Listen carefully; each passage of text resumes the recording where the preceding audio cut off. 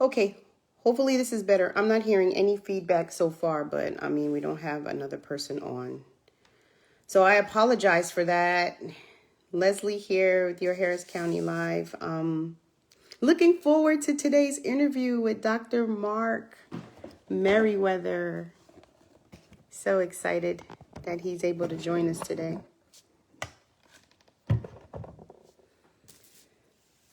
All right, so you guys are going to be joining shortly.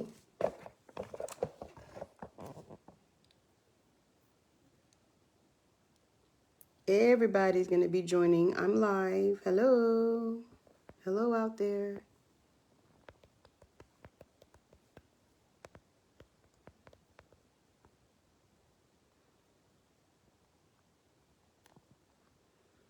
Every week there's a challenge, which is good because then there are more nuances that I figure out. And then there are more nuances that I have to figure out. Welcome back. Welcome back. Thank you for rejoining, and I apologize. I just wanted the sound to be clear. And if Dr. Mark can't hear my questions, it won't be a nice interview.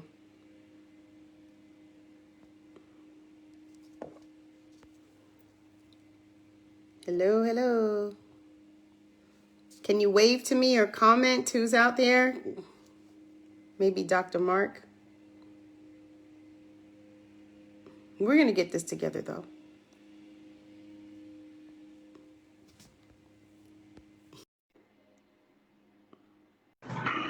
Okay. Is this better? Is this better? So far, so good. Yeah. All right. Thank you. Thank you. Okay. So I normally do a little spiel, and I want to read that, and I do an introduction of you, and then we can get into interview questions. All right. So hello all. I am Leslie Chapman, and I want to welcome you to the weekly broadcast of your Harris County Live.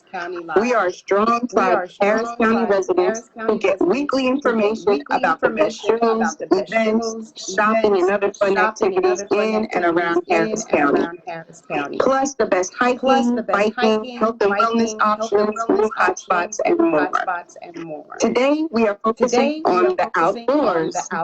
My distinguished guest is Dr. Mark Merriwether, Waterbrook, creator of the popular website Foraging Texas, and co-founder of the Medicine Man Plant Company. Dr. Mark is fascinating. I have known about him from my husband for a few years now, but I didn't meet him in person until last month. Dr. Mark is a family man, chemist, an ethnobotanist, entrepreneur, and just overall good guy.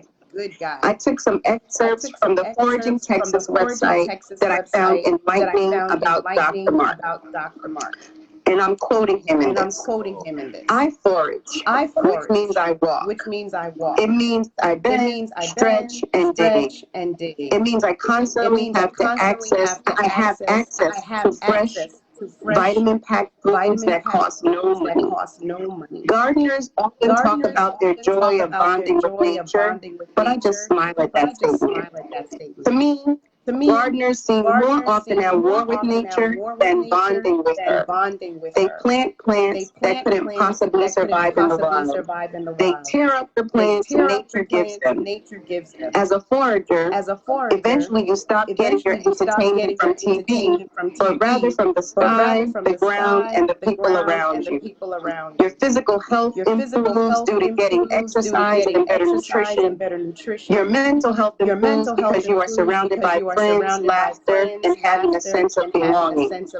Your finances improve because your foods are free. Your sense of security improves because you are no longer completely dependent on others, farmers, shippers, stores for all your food. What's not to love? With that being said, Dr. Mark Merriwether, welcome to your Harris County Live. Pleasure to be here. Thanks for having me. All right. So my question for you is that I think you're fascinating.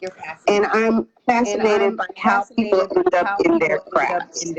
Please tell us how you got into foraging. And I want you to take us back to when you realized you were passionate about plants and trees. Okay, so you have to blame it all on my parents. Growing up, we lived in a small town up in Minnesota, right on the edge of this gorgeous woods.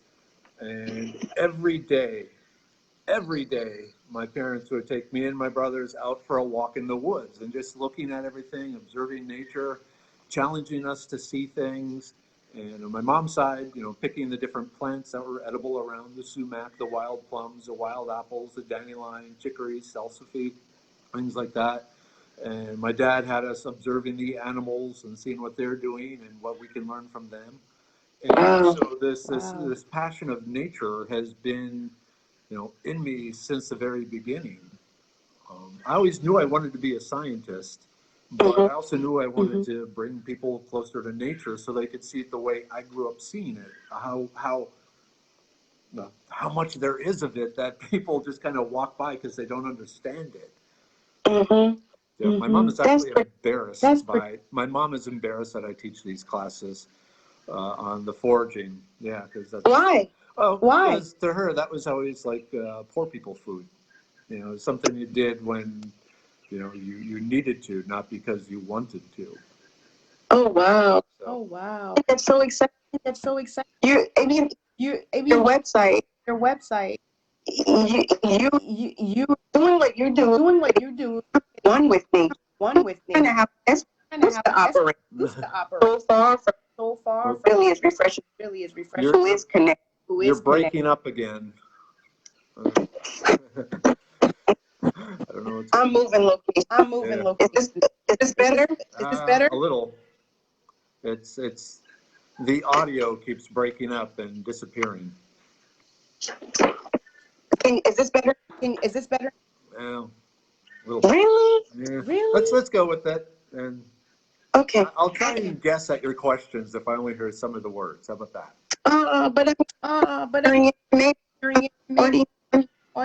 Yeah, it's about half of what you're saying is falling out. Every week, challenge with faith. I'm gonna start something because Is this better? A little. Thanks. Let's just go with it. Let's just try. All right. Why are herbs important for us? Okay, so plants in general, if you think about it, and there's so many good ways of answering this question, but let's talk from an evolutionary point of view.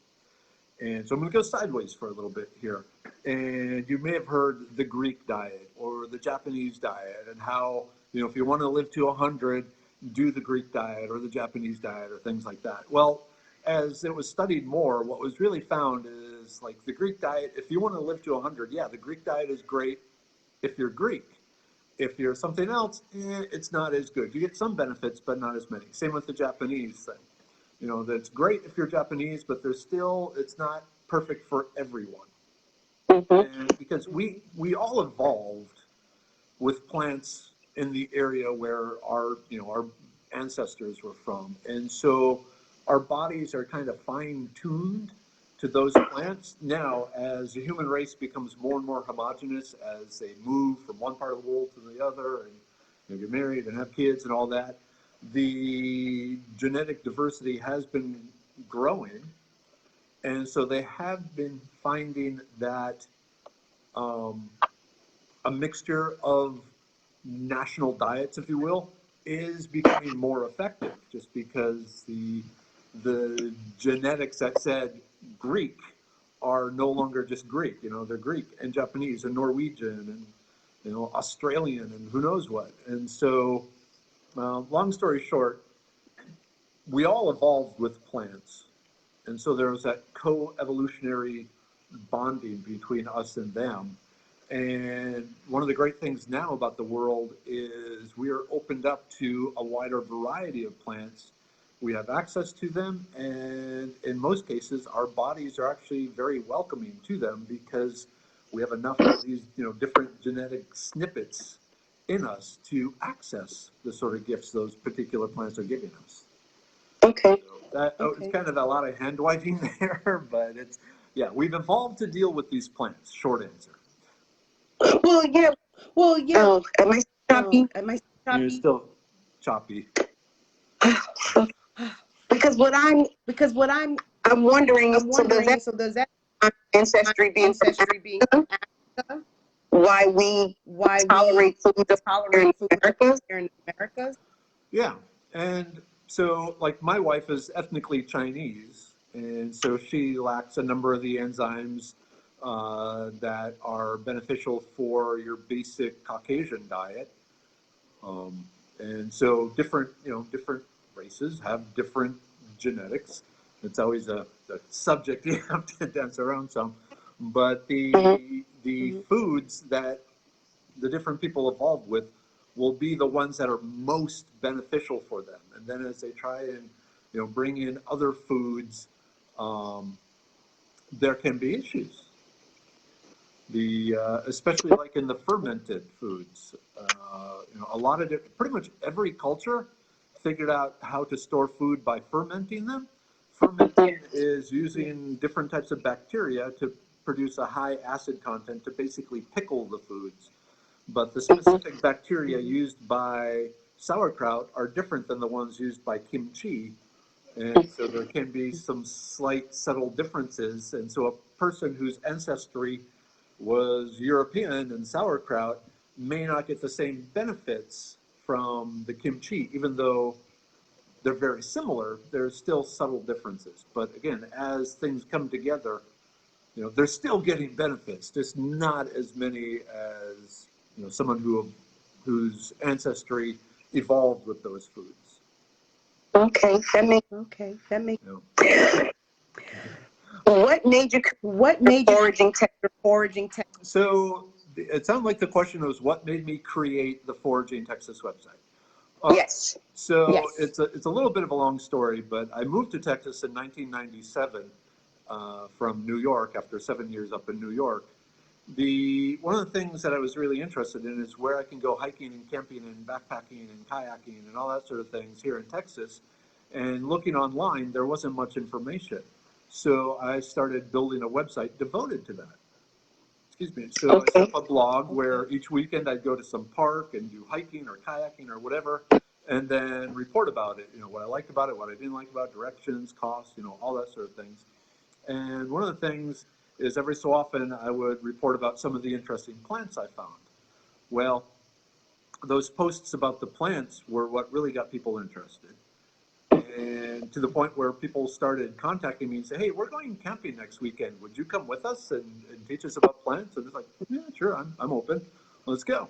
It scared the heck out of my wife, but I figured if they're going camping, they're good people. It's just a default setting. So I was doing that for a while, and then the Houston Arboretum contacted me and said, hey, we hear you teach wild edibles. Would you mind doing it for us? And it's like, sure, we can do that. And so as a after-class teaching aid or review, I set up the Foraging Texas for the students that had gone through the Arboretum class, the Houston Arboretum class, never expecting it would turn into a multi-million viewer type thing, and explode and become, one of the top foraging websites on the internet. But that was back in 2008 when I set it up, just like I said, as a teaching aid for the monthly group of 12 people that I had taught to go back and refresh their memory. And now, it's thousands of people check it out every day. It's a movement. Hopefully. Yeah. I'm okay with that. Yeah, it's cool. Okay, so that's a longer question. But I'm not too choppy here. Oh no, okay. Do about the book. Okay. Showed us a book. Yeah. Share that book. And unfortunately, I don't have it with me. I thought it was in my backpack. Oh, okay. The book is Idiot's Guide Foraging. So it's part of the Idiot's Guide Foraging, the Idiot's Guide series by DK Publishing. If you know anything about DK, they pride themselves on big multiple pictures of the object. So the DK Publishing, they have all, the great architecture of the world, fossils, mushrooms, all these different books with lots of pictures of the item that they're talking about. So back, it was 2013, they came to a bunch of different foragers and said, any of you interested in writing the book? And most of them said no, especially when they learned that they had 3 months to write it in.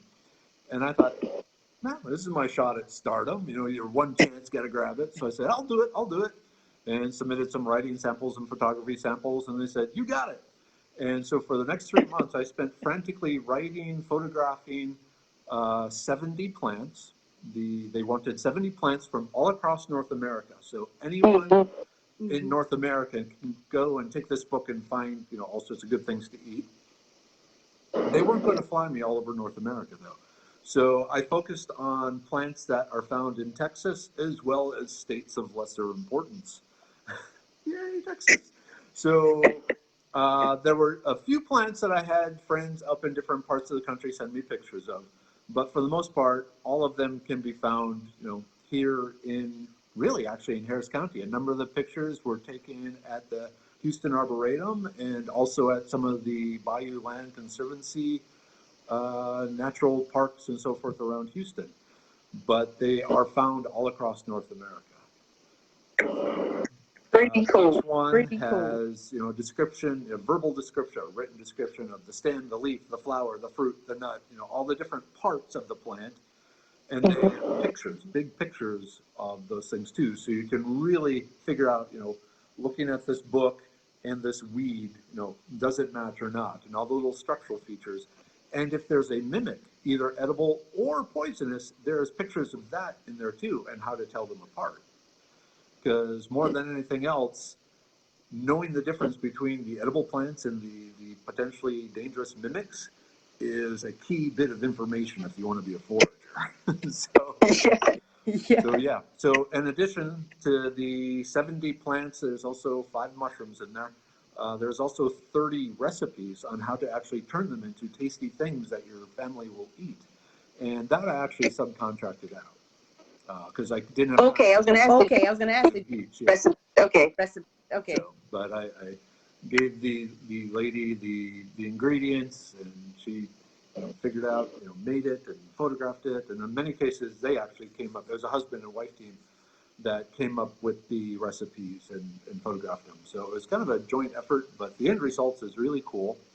And like I said, Idiot's Guide Foraging. So take a look at it.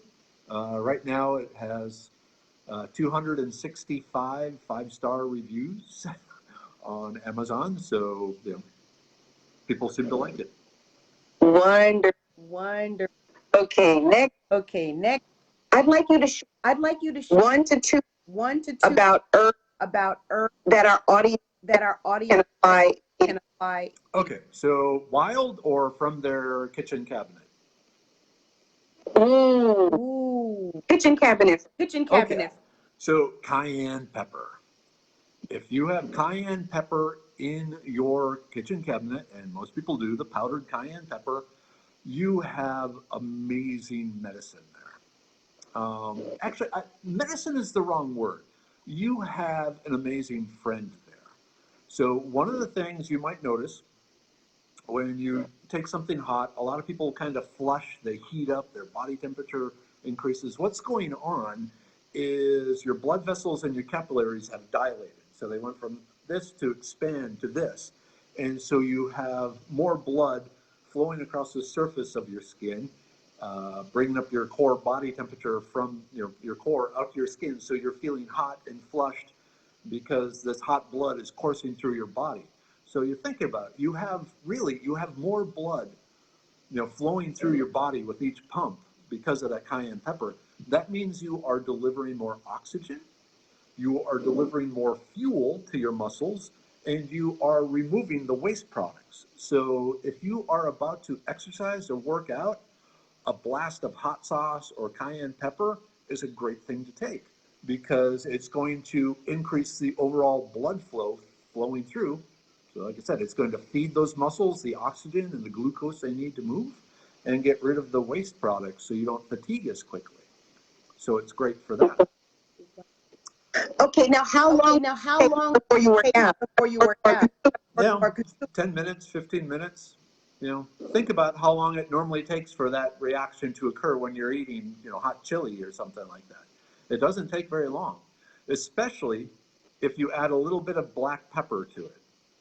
So the black pepper has, think of it as a key that kind of unlocks a lot of gates in your digestive system.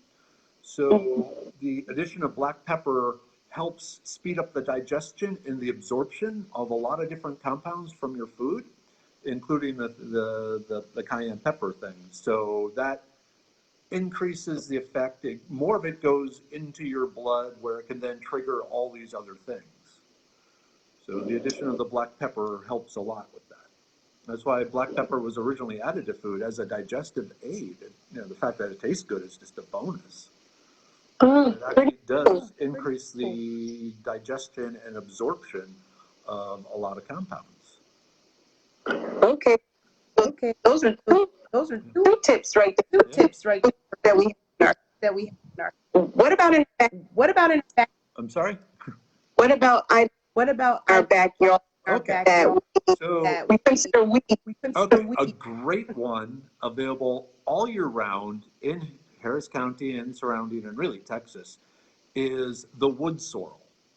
So if you think of a shamrock, 4-leaf clover, 3-leaf clover, normally when you think of a shamrock, you think of like 3 heart-shaped leaves around. Okay, that is oxalis species, wood sorrel. Clover has 3 round leaves or oblong leaves. So if you're in your yard, a lot of people say, oh, look at that clover, and it has 3 heart-shaped leaves. That's not clover. That is the wood sorrel, the oxalic acid, or the oxalis species, which has a wonderful, tangy, lemony sort of flavor. It does. It does. Yeah, you had some at the, that was one of the first things I showed you at the class. So the 3, in most of your yards out here, it's going to have the 3 heart-shaped leaves on a single stem. That stem goes all the way to the ground. If you dig it up, there'll be some little tubers attached to it.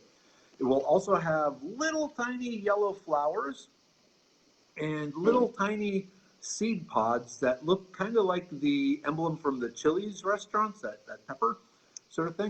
But the leaves, the flowers, the green tender seed pods are all edible, and they all have this wonderful tangy, lemony sort of flavor to it. And it's everywhere. I wonder, I'm in my boss's backyard.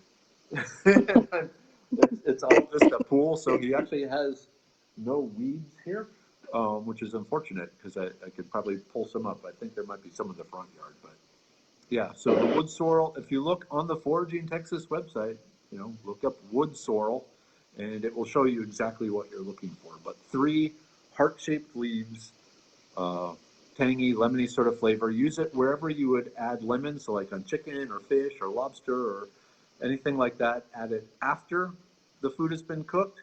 You can whip it into a butter to make a really nice tangy butter that's really good added on things.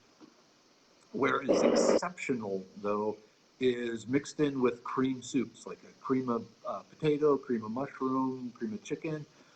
For your standard, can of HEB brand, cream of mushroom soup, add about a 1/4 cup of finely chopped up wood sorrel to it, and the tanginess from the wood sorrel goes really well with the creaminess of the soup. Nice. Hey, thank you. All right. How did you bring to create Plant Co? Okay, so I've been, to go back in time some, when I first moved to Texas in 1997, I ended up in the oil industry, which, things happen. My original plan, even if you read my high school yearbook, I talk about how my goal in life is to go into medicine and help people. But I took an 18-year detour into the oil industry, where I met your husband, so, totally no win. Yes. And then 2016 happened, everyone in the oil field got laid off, and I was immediately picked up by a consumer products company, mainly to completely revamp their line of paint strippers. As a whole bunch of new regulations were coming in. Paint strippers traditionally had been very, very poisonous. And so they wanted to come up with an environmentally friendly, safe, can be used as baby food, can be used as paint stripper sort of thing. And since that's what I'd been doing for 18 years in the oil industry, it was great. And so I did that. And then we came across an idea of coming up with a line of skincare products for what we call Workman's Friend brand. Different things to help protect them from the chemicals that they're using, help detoxify their skin, things like that. And so I was finally dabbling in the world of herbal medicine. I came up with a beautiful, wonderful healing salve based on herbal medicine. Worked great. But then this January, the opportunity for the Medicine Man came along. A good friend of mine had been working for the guy that started the company, and he said he was the fellow, Brian, was interested in starting up an herbal supplement company, and asked my friend Carl, do you know any herbalists? And Carl said, oh boy, do I have a person for you. And so Carl introduced me to Brian. It was love at first sight. And now we have, the Medicine Man Plant Company, and it's reversed. So everything's backwards. Yeah, so it's basically ancient plants for modern issues. But being a scientist, one of the key features is I need scientific proof that these plants, these mushrooms will actually do what we say. Because it's just, it's a scientist thing. We're not supposed to lie. We can't lie. I need proof. And so the different formulations, the herbs in them are ones that, even though, traditionally they've been used for 10,000 years, and we know that it works, it also has the Western science studies and tests and double-blind placebo and all that going on. So worlds fused together. Great. Well, Great. Well, so you had what do you currently have? Okay, so right now we have 3 products available through Amazon and our website. The most popular is, and I wonder if I can reverse it. Yeah, it's backwards for both of us. Is the liver pill. Wait a minute, I have an idea. If I could show it. So the liver pill, it's a mixture of milk thistle extract. Traditionally, the milk thistle seeds were made into a tea. So we do a hot water extraction of the milk thistle and then freeze dry that to get the active component, the silmarin. And then it has the burdock root, which is basically, it tells the liver, this thing you're doing to detoxify the body, do it faster. Whereas the milk thistle, it's the, think of it as a liver cell protector. If you eat a poisonous mushroom and your liver is decomposing over the next 14 hours, the one medicine they have for it is the milk thistle extract. That it's the thing they give you because it helps keep those cells from dying while they're being attacked by all these mushroom toxins. And then if you got it in time, you don't need a liver transplant and you actually come out of it. And so there's a lot of scientific research on it. Now I have to put up the disclaimer because this is, the specific mixtures that Medicine Man is selling has not been tested. So if you read any of the supplements that has the same thing, these statements have not been evaluated by the Food and Drug Administration. This product is not intended to diagnose, treat, cure, or prevent any diseases. So, and you'll find that on anything. To actually get things tested is hundreds of thousands of dollars. So we are relying on the research and the traditions of others that, this is what it does. We're just, packing it in there at the doses that science has said you need for, proper maintenance and maintaining the liver at its ideal situation. If you had the perfect liver, God came down and, your liver is now perfect. That's what we're trying to do with this. So that's a good one. Of course, probably the most important one right now, and you have to look at it backwards, is the immune pill. And so the immune pill is the mixture of the elderberry, the echinacea, the prunella vulgaris, also known as self-heal, and a mushroom called cordyceps. And so they all support and maintain different aspects of the immune system, either the innate or the active or both. and then also regulate it. So basically all the stuff around the world that people have traditionally used to maintain their immune system so it can fight whatever is going on, whatever is attacking them. Because it's weird in the news today.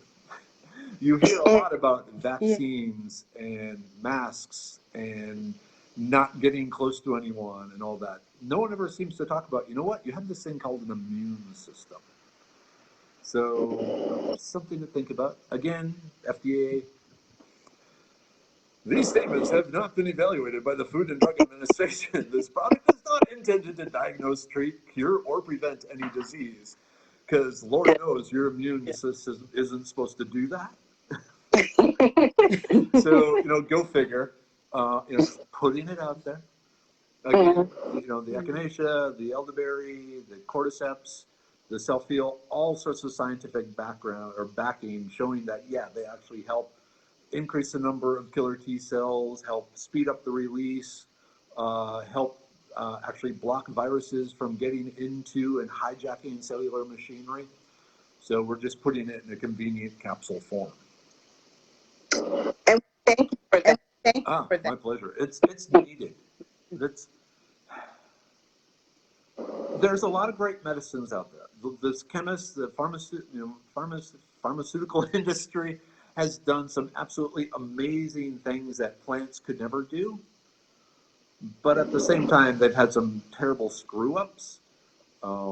It's great that they have 50 years or more of scientific proof and use of quinine and hydroxychloroquine and so forth. But these things have 8,000 years of use. We have a good grasp of what to expect. Okay, the last one we have out right now is the brain pill. And this is the lion's mane extract, again, a hot water extract and freeze dried. The lion's mane, FDA warning, blah, blah, blah. You've heard it before. I'm not going to do my radio announcer's voice. But the lion's mane, it helps with the neural connections.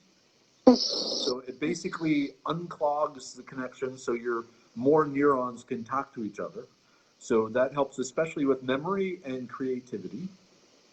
It has the sage, sage leaf, culinary sage, another one from your kitchen, but now in convenient capsule form. And what it is it's a focusing agent. When your brain is doing this, the sage helps it do that, and stay focused on track. And then ginkgo leaf, the ancient Chinese tree, the ginkgo, what it does is it increases blood flow to the brain. And like the cayenne pepper with your muscles, bringing extra blood and the oxygen and the glucose to your brain that your brain needs to, if you ever spent a lot of time thinking really hard or writing a paper or doing something, by the end you're exhausted because your brain is burning as much sugar and glucose, as fuel as your muscles working out. A lot of people don't realize that, but you need oxygen, you need that glucose to the brain so it can do everything else it needs to do. And so the brain pill helps with that. I'm If only I got help with computers. I'm going to get all. I think what I need next. Okay. And then it's actually been encapsulated. We're currently getting it bottled up. Is the libido pill for that? Because you follow the money. There's an ancient history of that. And so it is designed. It has the burdock root in it for enhanced stamina and endurance. Always a good thing, regardless of what you're doing. And it also has the maca root, which is a Peruvian tuber that has been found basically in all mammals to improve their response to stimulation, mentally and physically. And then goldenrod, another plant found, just the name alone. So yeah. That's always a fun one to try and discuss with a straight face, and I never succeed. So that one should be out probably by the end of October, available there. So on in time for those cold winter nights. So good stuff. Good stuff. So who you're interested on? Try again. Who is your audience? Okay, the intended audience, it's frankly Americans who are starting to basically be 30 years or older. So a lot of these issues are issues created by either lifestyle or aging. And sometimes both, depending on the lifestyle you're living. And so that's the sort of things we're working with, because these are the same sort of things that have plagued humankind forever. If you are out hunting or stalking or whatever, your brain needs to be sharp. If you are, one of the tribal guardians, you need to have, the physical strength and the mental alertness. If you are the king, you probably need some help with your liver, because you get all the juiciest cuts of meat and all this sort of thing. So it's basically people who are no longer living a pure caveman lifestyle, which frankly is pretty much everyone but maybe me and a few other friends I have that that's still what they're doing. But anyone who is noticing any sort of lifestyle issues, the liver, its purpose in life is to detoxify you. So if you are in a situation where you are taking, some sort of toxins in, which frankly is basically your body, in a way considers anything you didn't evolve with for the last, 60,000 years or so. It's looking at that kind of going, I've never noticed a Twinkie bush before. So let's just take the things I don't recognize and just get rid of them as quick as possible. Or, even me, I can tell a definite difference. In the morning I have the donut shop at the beginning of the world, and at 7:50 we have the group take. And until then, I'm flubbing my words and so forth. And then after that, it's like, okay, now my brain is firing on all four, or 8. We'll go with 8 cylinders. Things like that. And of course, the immune pill. Right now, everyone, probably needs an immune system that is maximized. So. Yes. And libido pill, that's for whoever. So we have where do I order? Okay, so we have both the website medicinemanplantco.com, but where we really want people to order this from is Amazon. The reason being is Amazon is seen by millions of people every day. So if you just Google the brain pill, go to the Amazon website and Google Medicine Man the brain pill, Medicine Man the liver pill, Medicine Man, the immune pill, it'll come up there, and then purchase it through Amazon, because the more people that purchase it from Amazon, the more people will be shown it by Amazon. They have all these algorithms and so forth, what they're going to pop up. And so if you are looking for dietary supplements for a number of different issues, they'll start showing you, well, consider this, because a lot of other people have, and they've liked the results. So yeah, it helps us. We can sell it via our own little tiny store that no one ever sees, or we can sell it via Amazon where, the world will see it. And so we sell it to the world. Good. So far, what is the one thing you enjoy the most being an entrepreneur? The one thing I enjoy the most? The haircut. I'm no longer in corporate America. I can finally have a mohawk. I always wanted a mohawk. And so, I'm no longer beholden to any corporate whatever. I can come in and I can be me. And so that there's a great deal of joy in that, the freedom to finally show what I am. or better. I mean, I get to show off all the cool scars, you know, all this sort of thing. This is, you know, no more masks. Love it. Love it. What is What so is far? What is so far? the greatest lesson The greatest lesson you have learned from being an entrepreneur? entrepreneur? It's hard. It is very hard. You need a lot of walls are going to be put up. A lot of walls are really high walls that you have to get over every day. So if you don't have a passion for what you're doing, it's really easy to go, nah, screw it, I'm done, and walk away. But for me, it's like, okay, climb, climb, climb. Like right now, you know, the whole supply chain thing has become somewhat of a problem.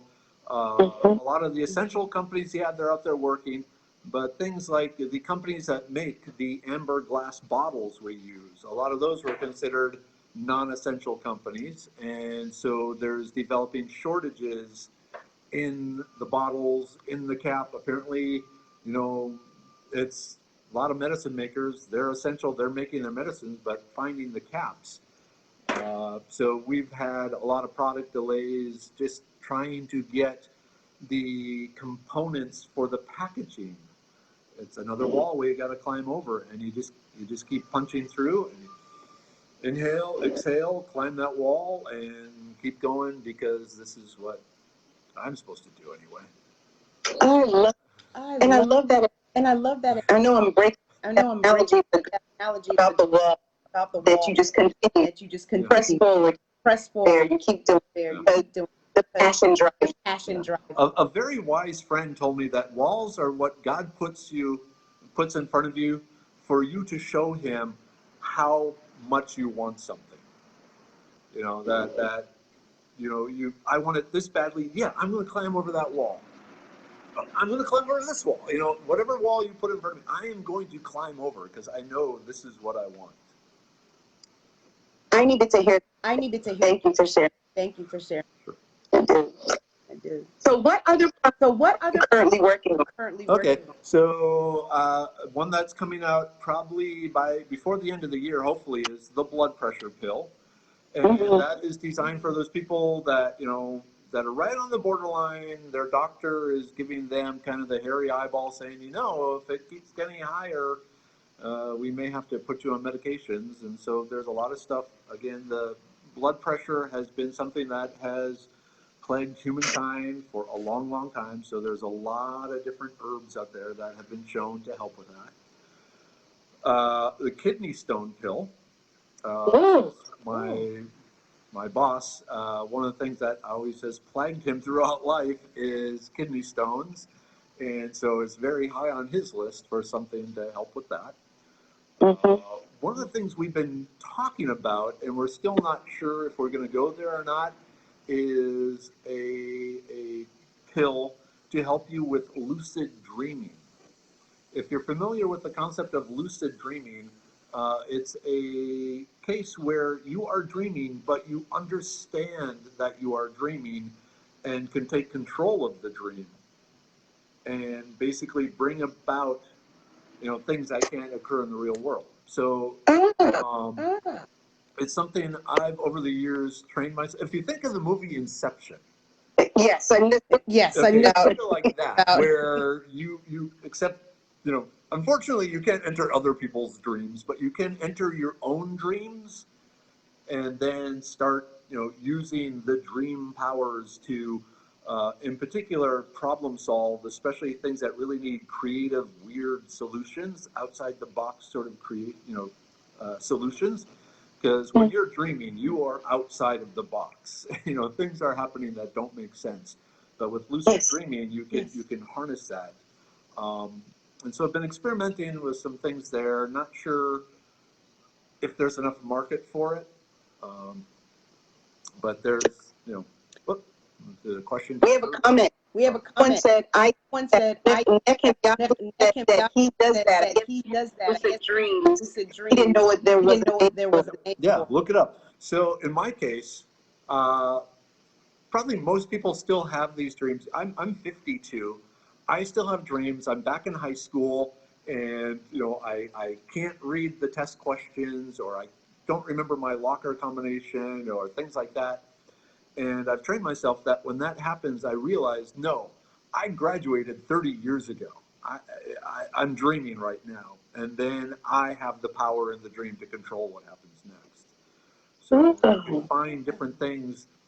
Like I said, in my case, I have a lot of those dreams. I have so many irons in the fire. I'm always afraid of dropping something or forgetting something. So I'm in a minor state of panic at all times, juggling all these flaming gas cans. And so in my dream state, there's always this, I can't do this. I can't read this math test, and that's the trigger. That wait a minute, it's a dream. Okay, let's work on things. So.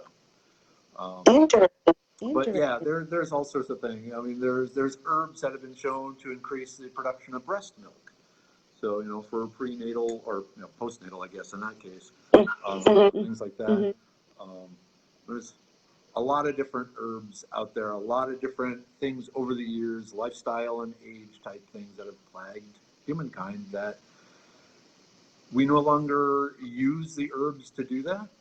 I talked about the strength pill. We already talked about how burdock helps, flush out the fatigue chemicals from the muscles, and the cayenne pepper increases the blood flow and all that. So a workout capsule or an endurance capsule is one. So there's What about for diabetes?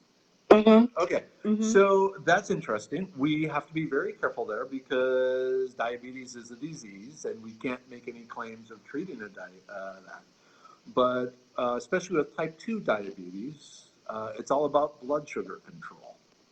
And what can you do to limit the blood or the sugar in the blood, make sure it doesn't get too high, but at the same time, doesn't drop too low. So, riding that fine balance. And there are a number of herbs that help with that, or not just herbs, but plants in general.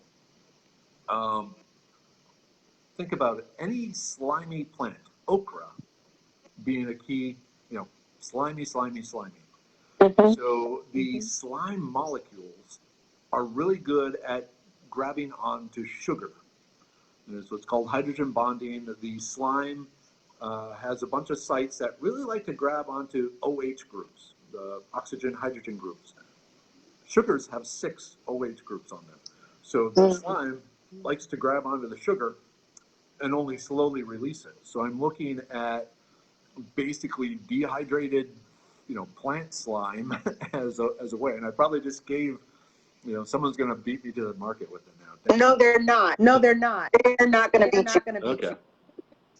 And another thing I'm working on, so the immune pill is great if you do not have an autoimmune disease. So if you think about it, like lupus or Hashimoto's disease or rheumatoid arthritis, or if you've had an organ transplant, you're usually on some sort of medication to suppress your immune system because your immune system lost the ability to differentiate bad invaders from good tissues, and it's attacking good tissues. So the immune pill, it ups the the power of the immune system, which if you have lupus is terrible for you. So there's been a big request. Can you come up with something? Because if you suppress the immune system, you're more likely to get infections. So I've been looking at some other ways of helping people who have to have their immune system suppressed still fight off infections. And I came up with some really neat stuff there. I'm actually looking at maybe even trying to get it patented because it's really unique. And it would be awesome to have patents not in the oil industry and in the paint stripper industry, but also in the pharmaceutical industry. Because hey, why not? And actually, I need to talk to my boss about that. Okay, so yeah, there's lots of different ways that people can be helped, and with reconnecting with the plants of their ancestors. If you think about it, and I'm going to get preachy here for a moment, The first synthetic medicine was chloral hydrate, a very simple molecule, and it was first really invented in the early 1800s and then became widely used as a sedative, as basically a knockout pill before surgeries in the late 1800s. And that was right at the beginning of the Age of Enlightenment, when science was going to solve everything, and there became this belief that nature was chaos and unpredictable, uncontrollable, and basically useless. Science is, where it's at. And so there was this huge push to come up with the synthetic medicines to take care of the human race. And, like I said at the beginning, that worked great in some cases and not so good in others. And all this really good stuff was just set aside and thought, witchcraft and old wives' tales and pointless. But luckily, the circle is coming back, and a lot of scientists have figured out, basically starting in the 80s and 90s, maybe there was something to all this. And so a lot of studies have been done. Here we are. Yes, Yes. I would say more Say more and and copy. So be that's copy. So that's talking as much. talking as much. Have other questions. Have other questions. What you're saying. What you're saying. So, Question if someone is interested in foraging, what advice would you give on how to get started? Okay, that's a great question. And I'm going to put myself out of the job here with the answer, but that's okay. I need a rest. A lot of people, they will buy some foraging book, and then they will head off into the woods with this book, looking for the plants in the book. That doesn't work. Here's what you do. You open your door, you step out your door, and look around at the plants right outside your door in your yard. The trees, the landscaping plants, the grass, the weeds in the grass. Start right there and identify the plants. Usually with the landscaping, you might know what you put in there. So, figure out the name. With the weeds, believe it or not, Monsanto, the maker of Roundup, has an amazing app designed to identify your weeds in your yard and then tell you which, spray killer you're supposed to spray on them. But it's, if you look up Monsanto Weed app, it's great for identifying the weeds in your yard, through a key guide, different structural features. But once you know the names of the plants right there on your doorstep, your backyard, your front yard, the park at the end of the street, then you start Googling, wood sorrel, edible medicinal, dollar weed, edible medicinal, oak tree, edible medicinal. And you suddenly start getting all this stuff. Hopefully you'll get links to my website, foragingtexas.com. Yeah.